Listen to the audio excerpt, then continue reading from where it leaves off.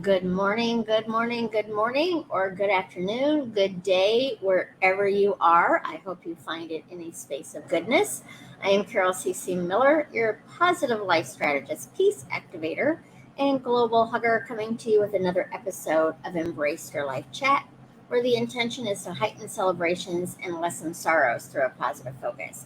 Normally, today I would have Paul Zavagno on with me as we would talk about the work of Byron Katie, which helps release stressful thoughts. He is under the weather today, so if you could send him a little bit of love, I would appreciate it. But we are going to continue. And please let me know where you are joining me from in comments. And if you are new to my work, I always like being able to welcome newbies into the community of positive focus in my personal work, because this is a community. Even though you're seeing me on screen, the people who are in the comments, the people on the page, it's part of a community where we are focusing on heightening celebrations and lessening sorrows. A couple things of house cleaning tips, I guess, before we get started. And one is, I am not an absolutist. I'm not a big fan of the words always, never, right, wrong, good, or bad. There are 7 billion people. Excuse me. There's 7 billion people on this planet. I can't begin to say what is always right for 7 billion or never right for 7 billion. So I work on a scale of the majority of the time. 0 being always negative, 100 being always positive. I don't know anybody at 0, and I don't know anybody at 100. I purposely, my work is to be in the 80 to 100% of the time positive, kind, loving, compassionate, and peaceful. So that means frustration visits me, disappointment, anger, sadness, grief, unworthiness, all the normal feelings that we all have. The majority of us have, I guess I should say, but they don't stay that long because of my daily practices. I feel what I need to feel, and then I move forward to feeling a little bit better. Secondly, I'm a coach. I love supporting people in living their best life, whatever that looks like. I am not a counselor nor my therapist. And sometimes to live that best life, getting that type of support is going to help you get there quicker or easier or whatever. So I believe that you're worthy of living your best life. So whether it's hiring me as a coach, getting a counselor therapist, I just encourage you to come up with your support system, whoever that may be, to live your best life. And of course, be that support system for someone else as well. So we're going to get into today's topic here in a minute. Let me quickly, hello, Dee, good to see you. And kids, I hope I am saying that right. Hi as well. Today's topic, we're still going to talk about stress. I think it's such an important topic for so many people. And I also want people to realize that stress itself isn't bad. It's not wrong. I think we all have it at some level. Again, it's how much time, energy, and attention that we're going to give it. So if you are new to being here with me, what I like to do is come up with a word, define the word, affirmation of bringing that into your daily practice, and then some tips around it. So the definition of stress is a physical, chemical, or emotional factor that causes bodily or mental tension and may be a factor of disease causation. Again, a physical, chemical, or emotional factor that causes bodily or mental tension and may be a factor in disease causation. So, my affirmation today is a pretty simple one, and it's one that I use quite frequently when I need to recenter myself. And that is, I choose peace now. And sometimes I'll just say, I choose peace now, or I choose peace, I choose peace, I choose peace. Keep in mind, an affirmation is just, it's a statement.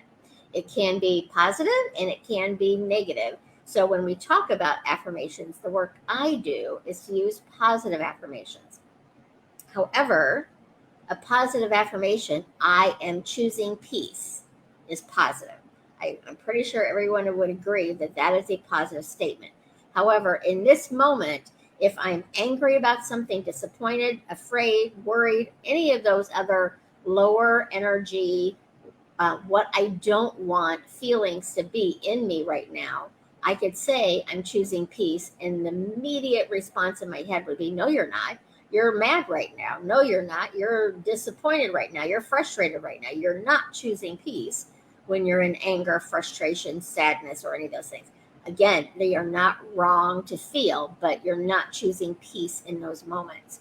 So if you say, I am choosing peace, and immediately in your head you're saying, no, I'm not, that positive statement is not a good one for you. So you might want to go into, I'm in the process of choosing peace, or change it up completely into something that's believable for you. And it can be a stretch from where you're at right now. But you don't want to make that statement and then immediately say that's not true, because it's not an effective affirmation for you if you do it that way. So I encourage you, I would love it if you wanted to put in comments some affirmations that would work for you around lessening the stress that you may be feeling. And again, stress itself is not right or wrong, good or bad. It's how much time, energy, and attention you're giving it. When it becomes a problem and a challenge and you're giving a lot of attention to it, that's when the uncomfortableness comes in. That's when we might start having physical symptoms due to it, or emotional symptoms because we're stressed out the majority of the time. While I work on 80 to 100%, the majority is just 51%. So if you find yourself right now at 20, 30, 40, 70, 60, whatever, you're not right or wrong or good or bad. It's where you're at and where do you want to be. So if you're wanting to focus on the majority of the time feeling good, yes, aiming for 80, 90, 70%, any of those numbers are good aims. But if you're in a place right now where maybe you're at a 20 or 30% of the time focused on what you want, sometimes when we set our sights too big, we don't take the steps to get there. So if you're at 20 or 30%, I would encourage you to I'm going to be at 40%. I'm going to be at 50%. I'm working towards 51%. It's not right or wrong, good or bad. It's where you're at and how do you want to feel moving forward. So some tips on dealing with stress. First one is to be aware. When you're aware of how you feel, then you are in the driver's seat. It doesn't mean it's easy if you're really angry or really stressed out. That doesn't mean that it's easy to shift it into a more peaceful state of being, but you're aware that you're in that space, so it's easier to do so. When you're not aware of how you're feeling and you're just acting upon whatever's going on, you are an autopilot and life is living you. You're not living life.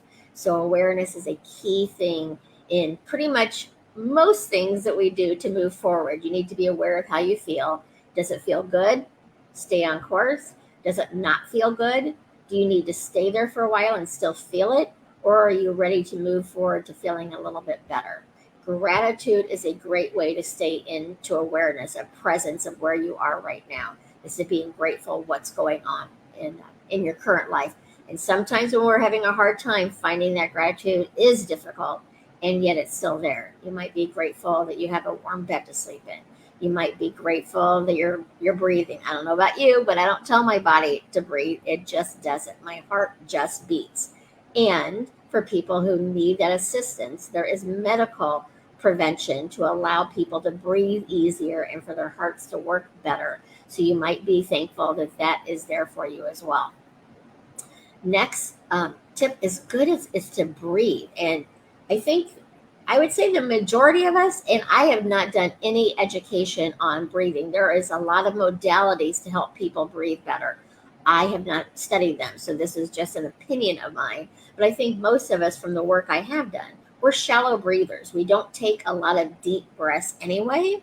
And then when we're stressed out, we're even taking less deep breaths. So we're not giving our bodies the oxygen it needs to help us make better decisions.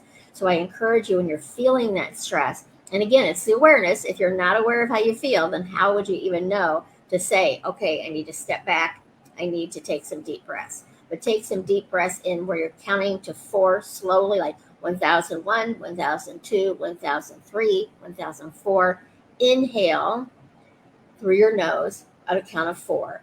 Hold it for a count of 4. Exhale through your mouth on a count of 4. Hold it for a count of 4. And then repeat. Inhale through your nose, hold, exhale through your mouth, hold. Maybe do it 3 to 5 times. You could do it 10 times, but that's going to help slow the process down. oxygenate. That's the word. It's going to help fill your body up with the oxygen it needs to make better decisions for you in that moment. So be aware of how you feel. Take some deep breaths. And then if Paul were here, we would be doing the work. And it's a simple 4-question process. And I think a lot of times, especially if you're right now stressed out, you may not think about the work in the moment. I certainly don't all the time. It is one of the tools I use. It's not my only tool, but it is a handy tool to use. And it's you're going to inquire on what's stressing you out. So you come up with a statement. So I might be, I'm stressed out that this deadline is unreasonable. So that might be my stressful thought. So the first question is, do you know that that is true? And it's a yes or no. And so generally speaking, not always, but generally speaking, the first question answer is yes. I am stressed out right now because I don't know how I'm going to meet this deadline. Second question is, do you absolutely know it's true? So for me, in this deadline, I don't absolutely know I can't meet that deadline. I feel like I can't. I'm stressed out that I can't, but I can't positively know that I can't meet the deadline. So my question 2 answer would be, no, it's not true. I don't absolutely. And again, we're going into those absolutes, which you know I'm not fond of, but for this process, which is a work of Byron Katie, she's an amazing person. I encourage you to look up the work of Byron Katie on YouTube or go to her website, thework.com. But the third question is, how do you feel when you're believing that truth? So when I'm believing that this deadline is unrealistic, how am I feeling about it? Well, I'm focused on the fact I'm not going to get it done in time. I'm focused on the fact that it's unreasonable to expect me to get it done in time. So I'm probably frustrated with whoever has scheduled this deadline, frustrated with myself, maybe disappointed, and I might be stepping into anger about it. So there's a lot of not wanting feelings behind that stressful thought when I believe it to be true. Especially if it's a stressful thought that you can't change. I can't change world issues that stress me out. I can certainly take steps to make small changes within that world issue. But if I'm allowing a world issue or an issue that is out of my control to stress me out, then I'm not able to move forward with that. So how do you feel when you believe it to be true? Whatever you're stressed out about, how do you feel when you believe it to be true? Again, when you're in that moment of stress, often the work doesn't pop into my head necessarily immediately. It does quicker because I've done this for a while. But it's later when you actually have calmed down and you're like, why did I allow that situation to stress me out? So go back into the moment, like feel the moment of being that stressed out. How did it feel? Is it true? Do you absolutely know it's true? And then the third one is, how do you feel when you believe that thought? So go into that feeling of anger, frustration, disappointment, whatever you're feeling about that stress. And this can work with anxiety too. I mean, stress of the anxiety of it. And then the fourth question is, how would you feel without that thought? So I have a deadline. The deadline's still there, but I don't feel it's unreasonable anymore. So I'm probably going to be more productive. I'm probably going to get it done in time because I'm focused on it being calm. I'm now, I might be in a creative space because I don't have that pressure of it being unreasonable on me. So go into whatever is stressing you out. And it doesn't mean it's easy, because if you're super stressed out, and again, it's not wrong, it's how much time, energy, and attention do you want to give it. But if you're really stressed out about something, it may be in that moment hard to realize what it would feel like not to be stressed out, because you're so believing that true statement. But it is possible, and the more you practice it, the easier it is to do. So we're not going to get into the turnarounds today. Paul is really good about that. But I do encourage you, when you're aware that you're stressed out, ask yourself, is this true? Whatever I am believing is stressing me out, is it true? It's a yes or no. You don't want to go into sometimes it is, or maybe it is, or whatever. It's a yes or no question. Second question, if it's a yes, the first question is, can you absolutely believe it's true? And that's when you could be, no, and maybe you can. Maybe you're still in that space. It's like, absolutely, this is true. And that's okay. Again, these questions are not right or wrong, good or bad. It's where you're at and how you feel. The third one is, how do you feel when you believe it to be true? Identify, name those emotions, those feelings you're having. They want to be heard, they want to be recognized, and that's going to help dissipate them. When we pretend we're not mad, when we pretend that we're not frustrated, that tends to just stick around and comes back later at some point. So it wants to be seen and heard. And then the fourth one, and it's my favorite one, is, how would you feel without that thought? And that helps me return back to who I want to be and how I want to show up in the world. I don't want to show up as angry. I don't want to show up frustrated. Yes, those happen. It's part of being alive, I believe. But that's not who I want to be the majority of the time. So I do these questions and I work through it and I can lessen the stress. Often it goes away. Sometimes it just lessens. And if you've been with me and Paul before, there's sometimes that I'm mad about something and I've told him, I'm like, I'm not ready to not be mad about this. And he's like, that's okay. I'm in awareness that I need to be mad right now. And I'll work through it and I'll shift into a better feeling thought when I'm ready to. Sometimes when we're mad, sometimes when we're frustrated or sad, and we try to get out of it, we're kind of ignoring the feeling. So you need to sit with it sometimes. And that might be 5 minutes, it might be 5 hours. It's what feels right for you, where you're at right now, and how you want to feel and how you want to move forward in your life. Next, I would encourage you to, especially when it's outer circumstances, start learning to observe rather than absorb.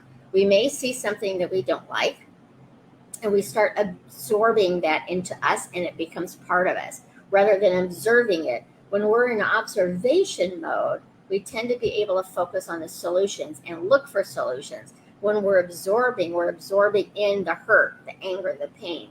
And often, not always, some people can come from solutions in that space.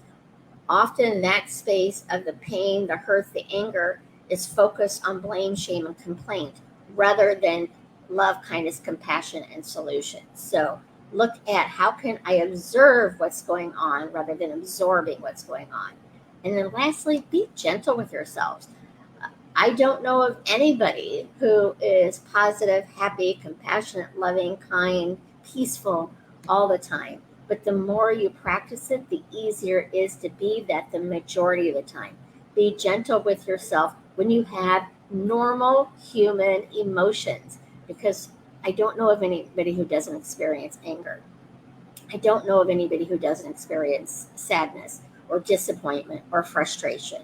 It's who you are, how do you want to feel, and how do you want to move forward the majority of the time. So be gentle with yourself when you are in those spaces. And please be gentle with yourself if you find yourself right now in the 20, 30, 40 percentile because something's going on in your life that's really hard to deal with. Be gentle, take small steps to move forward into feeling a little bit better. So again, today's topic is stress. The definition: a physical, chemical, or emotional factor that causes bodily or mental tension and may be a factor in disease and causation. I'm going to come into comments now to see if there's any specific questions.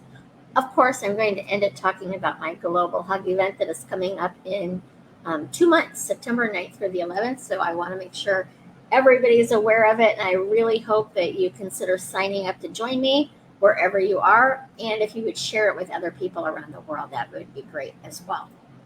So let me see. Hello. I'm going to go up to the top, so I hopefully won't miss anybody. Sometimes I don't see the comments until I come back later in the day and look. I will come back later in case there's people who are watching later so I can catch their comments too. So hello, Dee. Good to see you. Kathy. Hello, Rachel.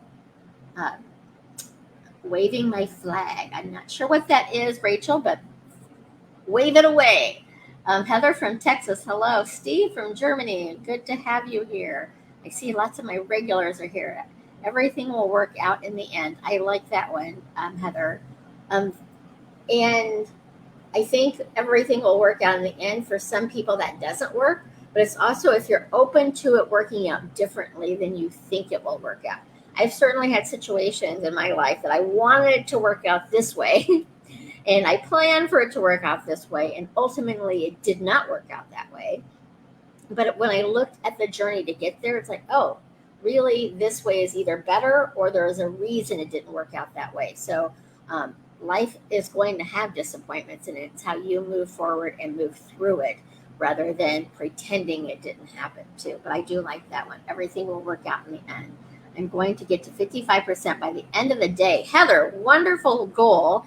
And please be gentle with yourself if you get to 51% or 48%.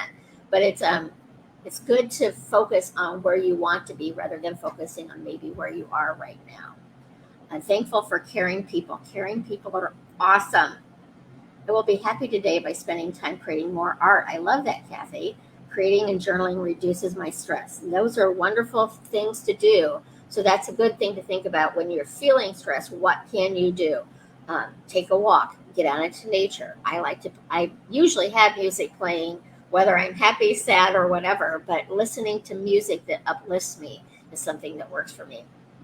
Dancing, doing something to shift that and get it out of your body is also helpful. I'm stressed out about financial insecurities. Okay, Heather.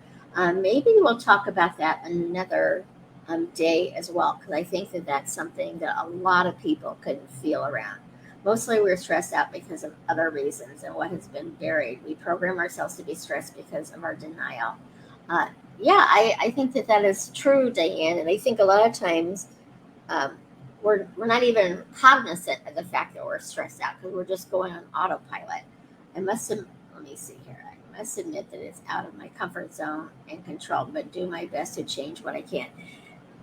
Heather, that is so important because I do think a lot of us, and I know I've done this myself, I would love to say I'll never do it again, but I'm sure I will, is I get stressed out about things that I truly don't have control over. I do have control over how I react to other people or other situations.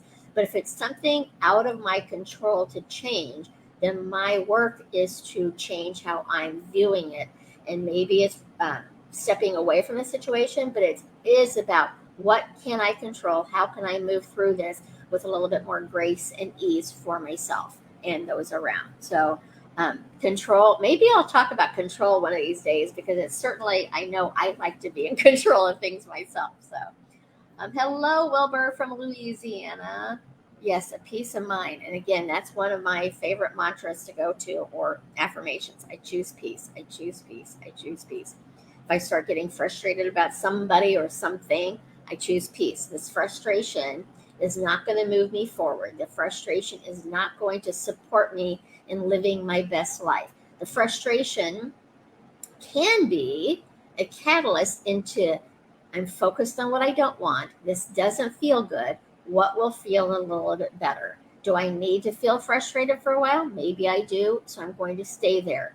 I'm not going to pretend I'm not frustrated, but I am going to move forward to who I want to be in this world and how I want to show up in the world. I want to be loving. I want to be positive. I want to be kind. I want to be peaceful. I want to be compassionate and offer hugs, of course. Those are my top values that I work from. So when I'm in a frustrated place, when I'm angry, when I'm sad, I remind myself, is this who I want to be? And maybe it's who I need to be for a moment, and that's okay. It's not right or wrong, but is it who I want to be? And is it how I want to show up in the world? I don't want to show up in the world inflicting more pain because of an unhealed wound that I might have. I want to be somebody who is helping people move through whatever they need to move through to live their best life. So that is something that I think about. Heather, sad, angry. So are those feelings that you're having right now, Heather, or I'm not quite sure? Um, and you're very welcome, Heather. Diane, we use emotions in place of true feelings as a way to believe we are protecting ourselves as a defense. Learned emotions are very hard. Oh, I just lost that. I just lost where I was at, Heather. Um, Actually, it was Diane, I believe. Emotions vary, but there really is only love and fear.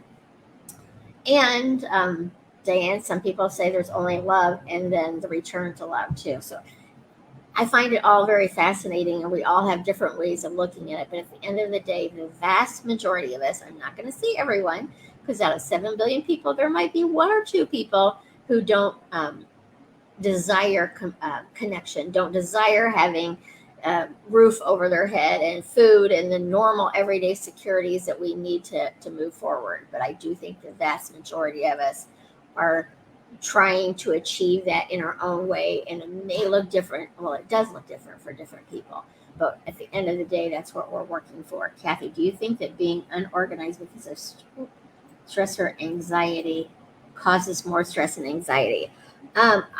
Yes, I do think that. I suspect that there are people. I know people who their desks are a mess, but they know where everything is. So I think it is a very personal thing on what disorganization was. I live in a small place, so right now my workspace is in my living room. If my living room were a mess, I would be looking at it. I'd probably be getting up and changing things. Like, I like things to be in their place, and I can use that as something to not focus on. When they say, and again, this is not my expertise, so I'm going on what I've heard, that when your place is disorganized or when there's outer chaos, it's usually there's some internal chaos going on as well. So organization is, for me, it's very helpful. And it's also helpful to be gentle with yourself when you're not in a space of being organized. I'm so glad you found me too, Therese. So welcome. I don't know where you're joining me from, but welcome, welcome, welcome. Yes, there's only light. We created fear. So, Diane, I agree. I do believe, and I've had people not agree with me because when I make it a meme, you can't get the interpretation behind it. But I do believe love is harder than fear, because fear is very enticing. It's shiny. It's scary, and it's easy to be drawn into fear. But to stay in a space of love, especially when you're going through a hard time or people around you are going through a hard time, that's where a lot of the work for me comes into, is to staying in that space and moving forward with love, kindness, compassion, and peace as my guide. So that's what we have for today. But I do want to mention, because we did have a new global hugger sign up. So right now I have huggers in 3 continents, 6 countries, because Ireland just joined the global hug team, and 12 US states. I have been doing free hugs since 2008. I was not a hugger when I started. It terrified me to hug strangers, but I quickly saw the impact it had on them and the impact it had on me. So when I was doing it here in Chicago, I decided to do it globally. I just pop into my head, what can I tell you? And so since 2008, minus 2020 and 2021, because of COVID, I've been doing global hugs, usually the first weekend of May, but because COVID is not gone. So please know, I want everyone in their own communities to follow their guidelines and their health codes and safety codes of whatever is going on in their world. I did hugs once a couple months ago with a mask on, and then I've tried it without. But you need to do it what's comfortable to you. So continents, I have huggers on Asia, Europe, and North America. Countries, Canada, England, Ireland, Myanmar, Switzerland, and the US. US states, Alabama, Arizona, Colorado, Connecticut, Hawaii, Illinois, Louisiana, New York, North Carolina, Ohio, or Oregon, and Tennessee. And then on my locations page on my website, it lists the personal names. I just use first names. I don't give any last names out. And then if there's a parentheses with the word yes behind it, that means if you are living in that community and want to join them, I can connect you to that person via email. I don't share public emails, but if you've said yes, that you want to have other people join you, then I can connect you that way too. But I hope you consider joining me. I am going to share. I have an ambulance going by right now. I live pretty close to, that might be a fire truck actually. I live very close to 3 hospitals, so I get to hear that lovely sound quite a bit. Just sending them love that it's an easy situation that they're dealing with. Let me find my page to put in here. That is where you can find more information about the Global Hugs to sign up. I would love, love, love, love to have you join me in September, and you can share it with other people too. And if you're not comfortable going out in the street and hugging people, hug your friends, hug your family, send those pictures in. The whole intention of that weekend is to love up this beautiful and messy world one hug at a time. Susan, always good to keep the peace. Thank you. You're very welcome. Teresa, if you can sign up, that would be awesome because that way I can put it in and showcase it that way. So that's just helpful for me to keep things organized. I promise you, I put a lot of work into this event. I don't think I've missed anyone. But again, if I have, I will come back later today and look and answer any questions that may have come up. And if you have other topics you would like me to bring a little bit more love, kindness, compassion, and peace to, drop that in the comments. And if it's something that I feel I can contribute to that topic, I will add that to the schedule. Thursday is my monthly chat with Shauna Marie Fisher, and she's an animal communicator. So if you have a pet that you love or one that's possibly passed, I encourage you, like I don't have pets right now. I love animals, but I'm currently petless. But it's so fun and interesting to hear her tap into other people's animals and give you some assistance on what might be going on with them or some messages if they have crossed over and you're curious if they are okay on the other side. So that'll be Thursday at 11:30. Then next week I'll be back to my normal topics, heightening celebrations and lessening sorrows through a positive focus.